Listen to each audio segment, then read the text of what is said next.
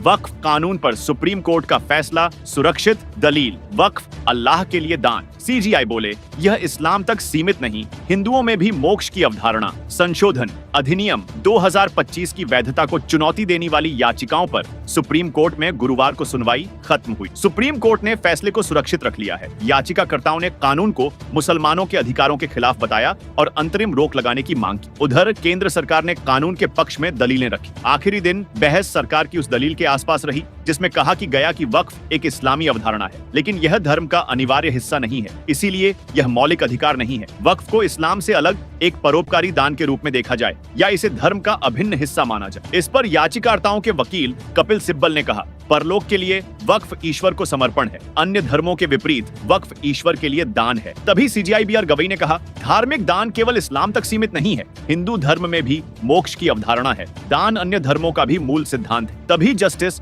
Augustine George मसीह ने भी सहमति जताते हुए कहा, ईसाई धर्म में भी स्वर्ग की चाह होती है। सुप्रीम कोर्ट ने इन मुद्दों पर फैसला सुरक्षित रखा। वक्फ घोषित संपत्तियों को डिनोटिफाई करना, वक्फ बाय यूजर या वक्फ बाय डीड, यदि किसी संपत्ति जैसे मस्जिद, दरगाह, कब्रिस्तान या सामुदायिक स्पॉट इत्यादि का इस्तेमाल लंबे समय से धार्मिक उद्देश्यों के लिए किया जा रहा है। 22 मई की सुनवाई की बड़ी बातें, केंद्र की दलीलें। एसीजी तुषार मेहता ने सेक्शन 3E पर बात कहा कि सेक्शन 3E अनुसूचित क्षेत्रों के अंतर्गत आने वाली भूमि पर वक्फ के निर्माण पर रोक लगाता है। यह प्रोविजन अनुसूचित जनजाति के संरक्षण के लिए था। अनुसूचित क्षेत्रों में अनुसूचित जनजाति को संवैधानिक संरक्षण प्राप्त है। मान लीजिए कि मैं जमीन बेचता हूं और पता चलता है कि जमीन के लेन देन में एसटी समुदाय के व्यक्ति के साथ धोखा हुआ है, तो जमीन वापस दी जा सकती है, लेकिन वक्फ कहता है कि दान दी गई जमीन को वापस नहीं लिया जा सकता। चीफ जस्टिस गवई ने इसके पीछे का तर्क पूछा तो एसीजी मेहता ने कहा कि वक्फ का निर्माण अपरिवर्तनीय है और इससे कमजोर आदिवासी आबादी के अधिकारों पर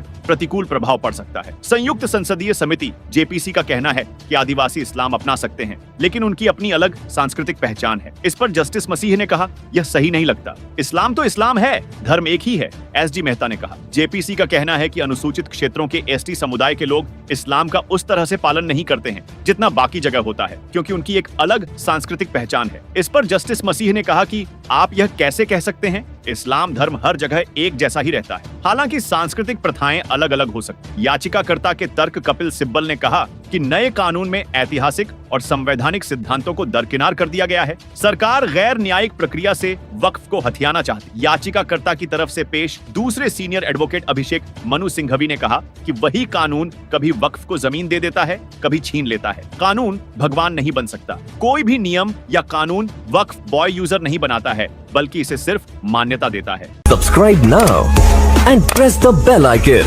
Never miss an update.